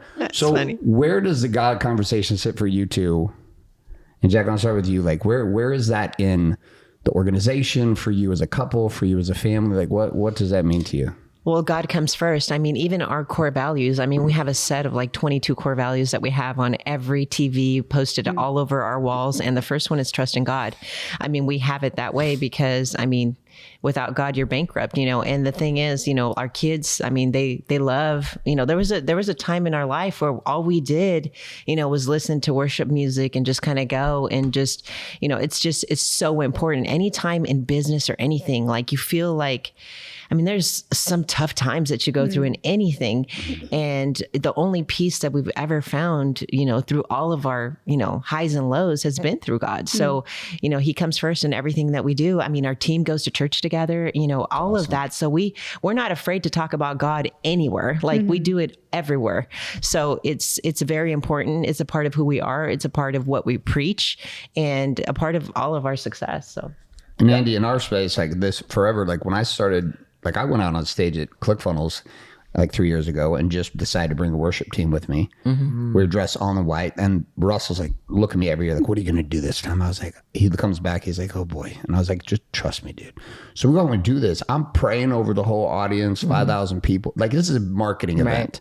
And I was like, when I'm going, I'm just going to go full send. But people see the energy and intensity and the conversation to God. And there's this concept from half more of the people that ever watch me, which I guarantee happens for you too, is how can you talk about God in this intense way and still be on God's team when I'm so used to hearing it in this plastic wrap sanitized little cupcake? Oh yeah. No. Like when you're communicating it and you're feeling that power and you're unleashed, talk about that for a second for you, because it's you. I know you love God. I know he's part of your world. You can't be. I feel it in your videos and I feel it with you here in my house. Yeah. And I think as I've gotten older, I really understand how important he is. Like we talk about, like, I think our message is so powerful because young people need to find him earlier now. Yeah, way and earlier. I'm finding them way too late. Yeah. And I'm not saying I didn't hear about him, but I mean, I'm finding them personally in my own relationship. And I believe that, you know, as a Christian, as a born again Christian, I think that people they confuse meek for weak. Yeah. Yeah.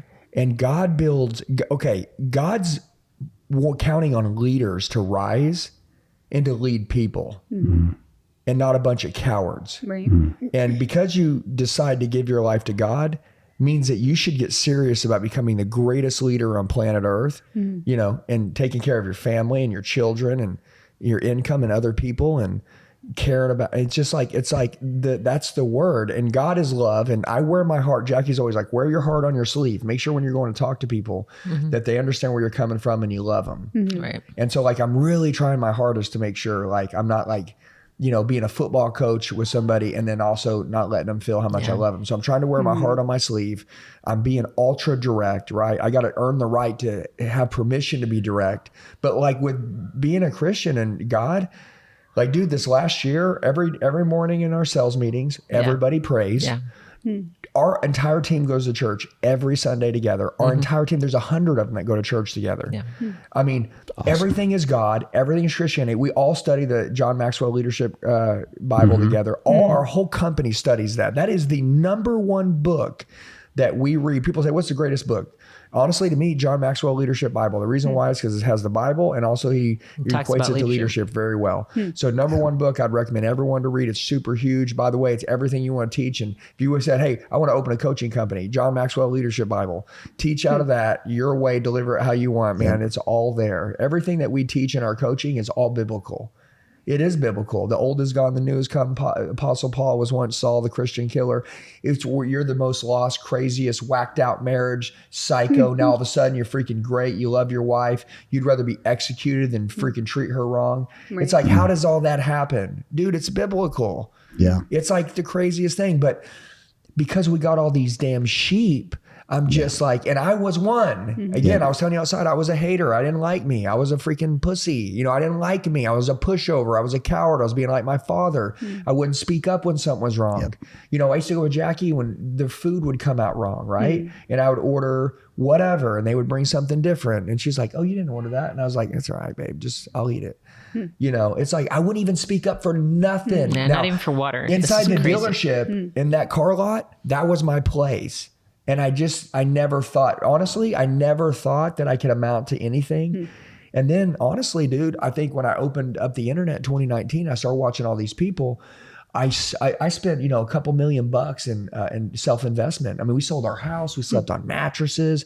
Jackie sold it. I mean, we went from having that life in the car life to she drove a $3,500 car. I drove a $1,500 car. We sold our $1 million house, which in Oklahoma is like a lot of money because a nice house is $100,000. He got a Mazda 3 and I knew when he was getting home because I could smell the clutch. He does not know how to drive a 5-speed. Yeah, but the funny thing is we downgraded our whole life. We sold all our furniture. Dude, we didn't have nothing. And you know what I learned as I'm studying all these big influencers, right?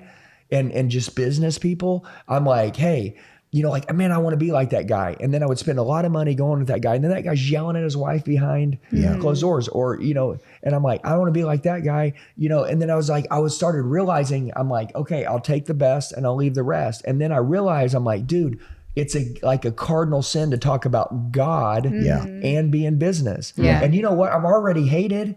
Why Might not? as well go for it. I'm like, I've already hated. And by the way, at the end of our life, like as I get older, I'm starting to realize that God is the superpower. He slays every dragon that I have in my life. He solves every problem. He ultimately is everything. And why am I such a freaking idiot? Yeah. And so now I'm speaking it, and I'm not going to speak it anyone else's way. And by the way, I'm not a church. We are the church, but I'm not a church. So I tell people, I'm like, hey, by the way, John Maxwell became a businessman instead of being in a church because he saved more lives through business than they did in the church. Being a leader. And so honestly, I believe that these churches are great, but you can't go into the church and be super lost. They're going to throw you out. Yep. You can't walk into a church and be ultra broken. I walked into church at 22 years old. There was a sign on the church that said, come in, meet Jesus. And I walked in holy jeans, affliction shirt. And I remember this lady. Frosted tips. But frosted tips. And dude, I tried church. Yeah. And the lady that met me at the front said, I'm sorry you lost. And I tell Jackie all the time that, and I said, no, I said, come in. And she was like, yeah, we don't dress like that in here. Oh, is that your Sunday best? Yeah, is that your Sunday's best? And I'm like, dude, I was like, screw church. Yeah. Screw church. And honestly, I think that people in church, watch, you got a good heart, but you may have a filthy mouth. Why don't the people on the streets that have the clean mouths got filthy ass hearts? Yeah. So guess what? And it says God judges the heart. So we love a lot. We got good hearts. And honestly, God also came for the lost. He came for the broken.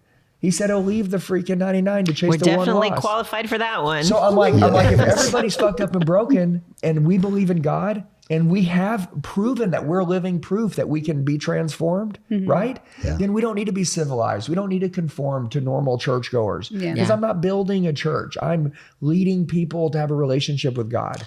Yeah. And then also show them how to be an example while you live. It's interesting how many like entrepreneurs and business people are starting to bring up the conversation of God. Yeah. It's like, why is it this secret thing that nobody wants to talk about? And now it's like, you know what? This is what I believe in, and I'm going to share it because this leads and guides me in my life. So why would I not share what's working? Right. Well, men, there's the shift that it started happening about 3-4 years ago. And then it hit terminal velocity in the last 24 months. And it just took enough people. I sat on a cruise with, when I had first come to Christ, I got invited now to these. Well, two things happened. Number one, I'd never been judged by Christians more in my entire life than the minute I said I accept Christ. But like, congratulations, you're wrong, you're bad, you're wrong. I'm like, what the fuck? If you put another scripture quote under my comments, I swear to God, shut the fuck up. Like, what are you talking about? Like, and it was the same thing. Guys would come at me with scripture, and I'd look at them like, you're fat as fuck. You're definitely in a sexist marriage. What? By their fruit you shall know them. I got in arguments with guys like, my plumb line is scripture. I said, my plumb line is fruit. So show me the fruit and I'll listen to you. But if you're just going to quote shit to me, I don't care. Right. This piece that starts shifting is the shift to where men of industry and movement makers, which is what you are. Yeah. You're a warlord, bro. Like, I know your soul. Now that you're in my home and I'm here with you, no accents, my man. Warlord. Warlords are called to a totally different game. They're to wake the world up. This is impossible inside the confines of the church. Because the pastors do what the pastors do. Pastors cannot do what we do. It's true. We wage war. We don't sing worship. Worship is great. Feels amazing. It's wonderful. Lots of people come. Kid care, donuts, coffee. No one picks up the chairs. I do. No one contributes except for the 10% of the entrepreneurs that pay for 90% of everything. And in our world, we have the permission slip. Not from anyone else. I love that. God chose you and said, who am I to send? And so what has he done? He's raised up an entire army of Sauls to Pauls, men who are unafraid of darkness, men called by God to awaken the planet. I've been waiting for this shit for 12 fucking years. I love it.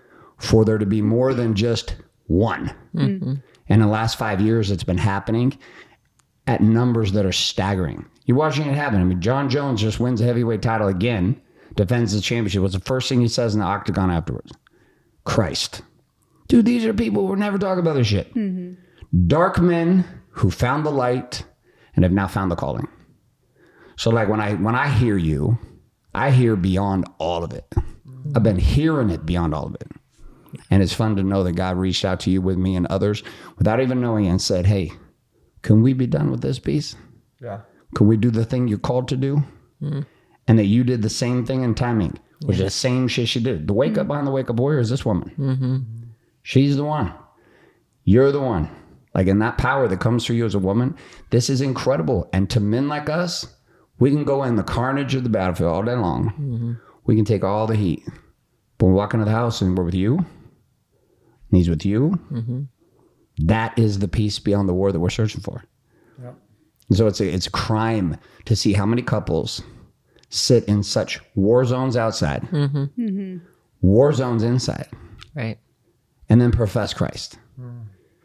Like, how are you going to become one flesh? Like, this one flesh thing has been the first thing for us this year, really, which is what I feel with you guys. But you can't get to this soul level thing without the commitment That's true. to go. When you see the vision of what you guys are trying to build, there's always a thing. I have my vision. I'll show you when we're done. Paint it on the wall out there. It's going to stay here, unfortunately, because I can't take the wall. Cut it out. Exactly. I had to tattoo it on my body and paint on my wall. What is the thing what are you really trying to do? Jaclyn, if you look at what Elliott Army and everything you guys have built and the impact you're making as a couple, what's the thing beyond the thing? I ask the Cardones this, ask everybody this. Everybody has their thing that they see, or a vision they have, the punting the plan or doing something. What is it? What is it for you? Well, it's impact. I mean, obviously, when you first start working at anything, like you're trying to make money, you're trying to figure stuff out, and then it goes into purpose in what you do. I mean, we have people that come together to us, and we started a sales training company. We started teaching people how to make money. That's how we started. We wanted to teach people how to make money, how to get good at overcoming objections and all of these different things. And then we've transitioned into something that's completely different that we're passionate about. We're passionate about people having good marriages and being the people that God designed them to be. Honestly, I talk to my kids that way all the time. My job as a mom is to make you the man or the woman that God designed you to be. You're going to have to be an incredible human. You're going to have to make sure that you're a badass in every area of life, that you're fulfilled in every single way. So we're constantly pushing ourselves to new levels. So it's really like setting up a goal and be like, how many people are we going to impact this year in 2025 and then 2026? And how long is it going to take us to reach the world? We're already talking about going to the Middle East and to Europe and all these different places to spread the word and not just necessarily make people make more money. That's going to happen naturally. Right. It's going to be about them becoming better humans all together, being around people that actually believe in themselves, which is what we see. We see people like they go and lose, 200 pounds and they're like, hey, you changed my life. And it's just like, we don't have enough time. We have this sense of urgency that like we're constantly in the state of like stress that we carry. That's a healthy stress. I'd like to think that we're like, hey, we need to talk to more people. Yeah. We need to reach more people. And that's what it is for us, Even Ty Lopez was talking about like, hey, what moves you? And he did that test. I don't know if he ever did it on you. And it wasn't the material stuff for us. It was that impact. Right. So when you talk about what is it that you want to do, we want to help more people reach their true potential, honestly. Like when it comes to setting goals for what we want, you're saying, hey, how much money do you want to make? Well, to us, one of our big goals in 2024 was that every single one of our coaches that work for us gets a new house. And we achieved that. So it's like we want everybody to grow, not just us financially or anything. We want everybody to do very, very well. And I think that's what it is. So setting numbers is something that we're working on right now for 2025 and how much impact we're going to make. So we just got to work our asses off because that's how we find our fulfillment is by doing that. So it's crazy. Like every major couple that we've been talking to, it's about that. It's about impact and reach. And I feel like there's such a divide in the world right now that we're like, hey, we're either going to go or we're going to be stuck here. And so I think it's so cool what you just said, how it's like, I want people to become their best versions of themselves because that's what we're supposed to be doing on this earth. Like we are so capable of so much more than we give ourselves credit. And so many people fall in line and they're the sheep and they just do it the way they're told. And it's like, hey, it doesn't have to be that way. So when you're the leader and you impact people and it's all about reach, the whole planet elevates. Right. And all these it's cool for me to hear all these big entrepreneurs that we all are after the same goal. Right. We're like, let's fucking go. Let's go. We're on a mission. We know why we're here. We're here to all wake people up. Right. So when you're alone, she's not there, no team's there, no camera, No one, just you. What's the thing that drives the game for you? I think madness. Yep. I mean, I truly think it's like madness. I think it's like, I'm still fucking pissed about 39 years being wasted. I believed a lie my whole life. I was sold a lie. I sold myself a lie. That I could only do this, I could only become that, I could only get this. And, you know, now that I'm finding out that that was a fucking lie, I'm just pissed off. I'm just stirred up. I mean, I say this non-jokingly, I'm stirred up inside so much. And, you know, I think that everything, like I had to go through all that. Yeah. And I think, you know, being a Christian is also a choice. You know, again, Jackie, very direct, you know, you're fat. We've learned to live without you. You're comfortable. All those were just little choices where I could have went and been a victim. Yep. We could have got a divorce. I could have said, you know what? You know, like my mom left when I was young. Everybody said I wasn't going to make it. I fucking given you everything. And then you're going to give me this shit. I could have went the exact opposite way. But again, perspective, I think when I'm alone, I just pray that I can keep these eyes, because my old eyes were horrible. And dude, I see humans, and I also learned this when no one's with me. My mind is not my friend. It's not my friend. It's not my fucking buddy. Okay. My mind is a horrible, horrible person. It literally tries to tell me what I can't do, what I'm not capable of. I'm naturally an insecure person. And that is not really, I say that is not who I am. But at the end of the day, I have to keep studying. I have to keep educating. I have to keep learning from other men.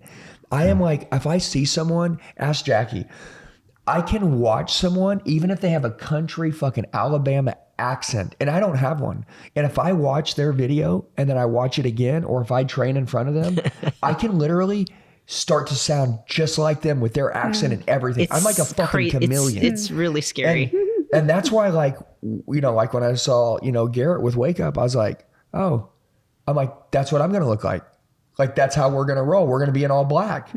I've never been in the military. Everybody's asked, are you in the military? You probably get asked all the time. Are you in the military? No, I'm not in the military.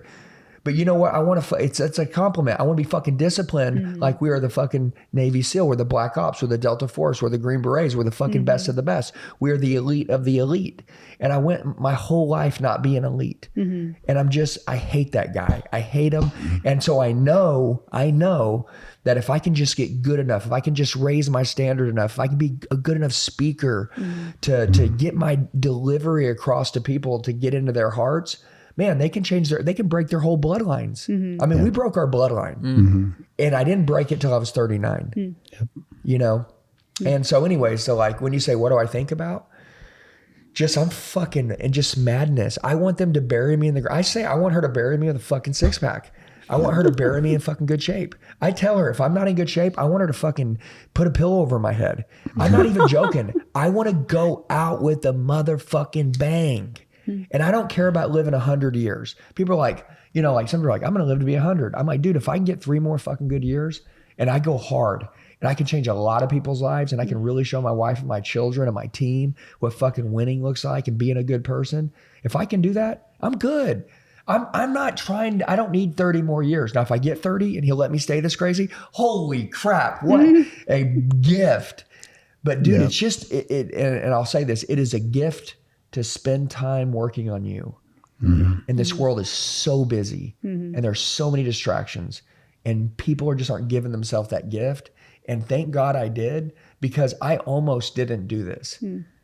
And and I'll say this too, because when you change as a man, I made her and I begged her. I said, the car business got me to where I was. Okay. Like that was my work all my life.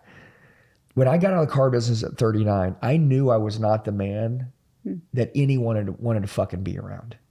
No one. You guys wouldn't have invited me into your home. There's no way. I hated that guy. And I asked Jackie, I said, don't ever let me go back in the car business again. You know what I knew? I knew as I started to change and I became a better man, I knew they were going to fucking try to buy me I knew that at some point I was going to try to sell out. I fucking knew it. Even though I was training, I was getting better. The better I got, the more fit I got, the better in shape I got, the better speaker I got. I fucking was killing off the old me. I was starting to build this new deal, dropping content. Everybody was fucking laughing. It's like now these companies were calling me and they're like, hey, we want you to come run our stores. You can do this. By the way, we're going to give you part ownership. We're going to pay you more money. I was going to get paid 3 times more than ever. I'd go to Jackie. They're going to give us equity. They're going to give us this. They're going to give us that. And she said, no. She goes, you made me make a promise. And you told me that I need to keep this promise to never let you go back in the car business We again. were sleeping on mattresses back then, by the way. And I would come to her and I said, babe, if we start now. I say, you're going to sell out? Yeah. Yes, if we start now with this thing, this is everything we've waited on. And she was like, no, you made me make a promise, so I'm not fucking breaking it. And dude, I would be like, babe, we waited our whole life for this. And this is the first year of like transformation, 39 to 40 to 41. Yeah. And then I finally realized, man, dude, I fucking labeled myself as a car salesman. I labeled myself as this. I labeled myself. And I was like, I am, again, my mind is not my friend. And so anybody watching this, you have to reprogram your mind every fucking morning, every day. And that's why you have to have a coach. You have to be around good people. You have to pay to have the best around you. And I promise you what it is costing you not to become your best self is a fucking, it's millions of dollars, but it's a fucking trash life, you know? And dying with regrets. Isn't it wild to think that just the tug created the transformation? Meaning one decision to pivot and the life that opens up. Yeah. And that's what people have a hard time when you see individuals who have gotten to a place like we've gotten to, and then you go again and or take risks or go again and people, why are you going? You have everything. And you're like, oh no. Now we know that there's a version of us over there or at this next place that is going to look at this version of us and go, oh, you guys were cute. Yeah. You thought you knew what you were doing. Oh, it's so cute. It's interesting too with growth. I always say, I'm like, it's one for me that helps me is and I could be selfish to stop. You know, I'm like, who I'm meant to become is who I'm going to impact. So when I get in a funk in my head, as you were saying, I'm like, wait, I can't stop because that's being selfish. So although it's like scary and I'm like, oh, pack up the house, we're going to Miami. I'm like everything in my soul is like, we got to go. Like, that's why we're here. So it's challenging and it's scary, but it's like, who are you not impacting by becoming the best version of yourself?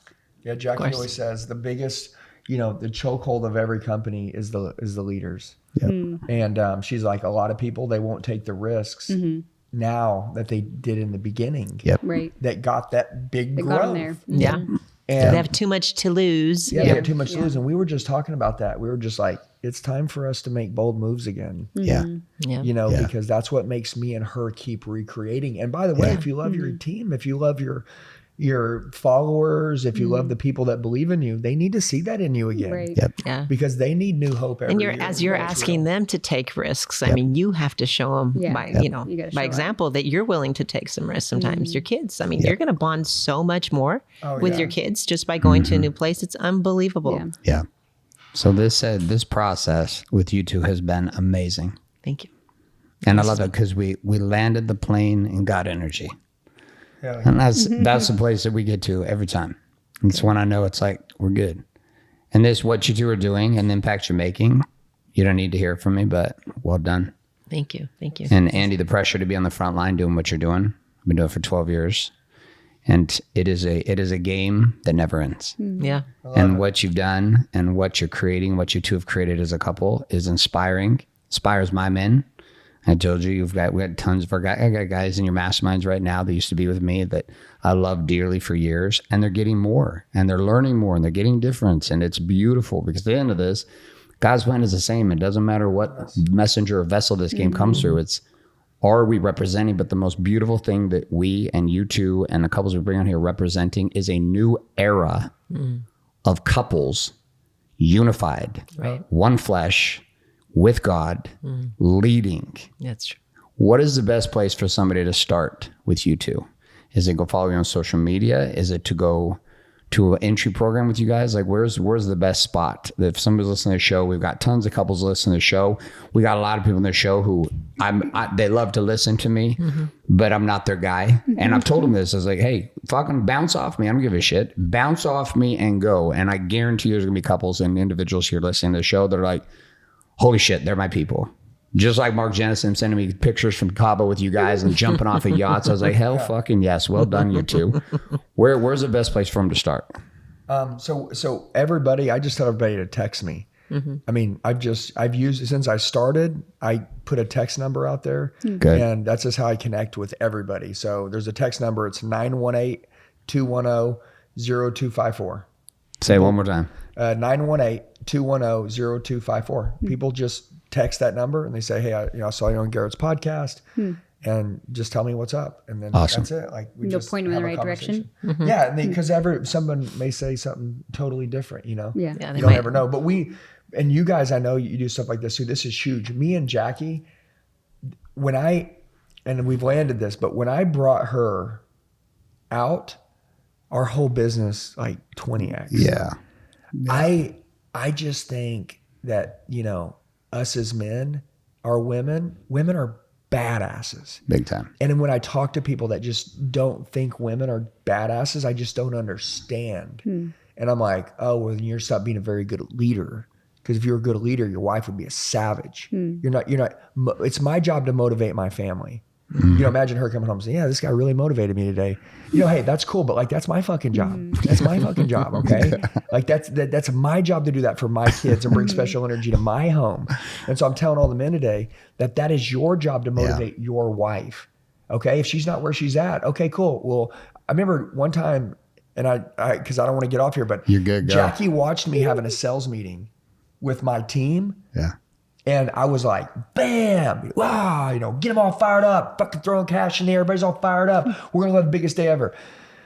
And I remember Jackie, when I walked over to her, I'm thinking, she's going to be like, oh, you're the man. That internally, that's what I expected. And she goes, I wish I could get some of that. I've gotten that speech many times. She's right. She's right, dude. Look, Let's have it all. Let's do it all. Well, right. The reason why she married me, why she didn't sleep with any other men, why she decided not to go out party anymore, why she decided to come with me is because I was going to give her the ride of a lifetime. Not become a freaking loser. And making money is not enough. Right. Yeah. It has to be the total overall all thing. And so anyways, I know that some people will never understand it, but to me, when she said, I wish I could get some of that, I used to kind of resent that. Like she's being like smirky with me. And then I realized, dude, if another man was giving her that energy, I would hate it. And so what do I want her to have it or not have it? Absolutely. And by the way, you know what I learned? And Jackie would say this too, because I didn't say it earlier, but when we would fight, like if somebody walked by and called her a bitch, it'd be over. Yeah. Over. If somebody hurt her, over. You'd kill him. What if you're the one hurting her? I know. It's a double standard. Yeah. And Big time, the double standard. I just know this, that I was hurting Jackie for a long time, just being a piece of shit.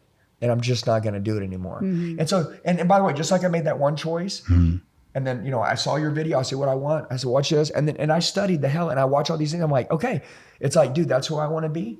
And that's what I wanted for our family. And the same thing that you guys have built in your family, we followed you guys. Okay. So that same thing could happen for anyone out here watching this. It doesn't matter what position they're in. As a matter of fact, the bigger your fucking mess, the bigger your message. That's true. Isn't it wild to think that right now, listening to this show are the next us? Oh yeah. Right now listening, somebody's sitting in a car, watching the kids at soccer practice, drunk on a Saturday night, crying, listening, laughing, and they're the next ones. They're the ones called. And it's so wild for me to see the wake of impact that God uses from even just simple shows like this, where it's the one thing you said, Danielle or Jaclyn, the one thing you said or Andy said that is the moment. Right. It's that 39-year-old moment. I'm fucking done. And that's what we do it for. It's exactly That's what deep, we man. do. It's That's exactly amazing. what we do. Love it. That's why I'm like, why you keep doing all these podcasts? How do you guys make know, money? everyone's like, on it? what I are was you like, gonna do? no, we should have a great time. Yeah. I'm sure we make money somehow. They're I like, just you guys love have an doing it. offer in there? We're like, no, we just really like doing it. That's good. Jaclyn, final thoughts for today from you. What do you feel in the world needs to hear from you? Well, I think a lot of people, are probably stuck because they just haven't learned to like forgive themselves, or they don't believe in themselves because it's just, they don't feel like they're qualified to have a good life, and it's just one of those things where it's like Andy's message and, all of our messages have been like, hey, it's never too late. And the first thing you have to do when you make a change is you have to forgive yourself and you have to understand that, hey, the least qualified people are the ones that do the most. And we're a true testament to that. Like we didn't have, failure was in my DNA. Failure was in Andy's DNA. So we had to rebuild and remake our DNA and be bloodline breakers. So if you don't have things, if you feel like you're not qualified, you're the most qualified to get what you're looking for. And these kind of shows, like, thank you for doing this, because people need to find that hope and they need to see that. So I think that you guys are a great example for what success looks like, and being real is just so amazing. So thank you guys for doing this. You are welcome. We'd love to have any. Andy, final thoughts from you? Amazing. There we go. Good. You don't want to get me talking again. It'll make a 3-hour podcast. We're like, we got to go to Miami next week. Listen, but I'm telling you, just having a conversation with you was better than I ever imagined it would be. Right. Yeah. Which you guys is are good people. a compliment, because I really highly looked up to you guys. And so having this conversation just is amazing. Well, I have watched from a distance and I'm glad that we got to meet, because I truly I'm inspired. God is doing such amazing things and in the world of man and getting to the men. Every time I try to get pivot to the women, it's interesting because the pivot to the women in Warrior has never worked. It's never been the call, because the activation of man transforms family faster in our world, because the men are the assholes that are asleep. And many of the women don't have the courage, like you two did, to say something. And it takes these men hearing it, and oftentimes the women listening to shows say, okay, maybe it's time for me to go. Good. All right, you want to close it down? Sure. Go for it. All right. Okay, you guys, if you are listening to this show, we just ask that you share it. If it's something you're inspired by, share it with your friends, share it with your family, because that's why we do this show. This is our way of paying it forward to really level up this world. So thank you guys for tuning in to the Date You Right podcast. Thank you to our guests for being here. We're headed to Miami. This is our final show of the Date You Right podcast here in Orange County. And thanks for joining and thanks for watching. We'll see you every single week with a new episode of the Date You Right podcast.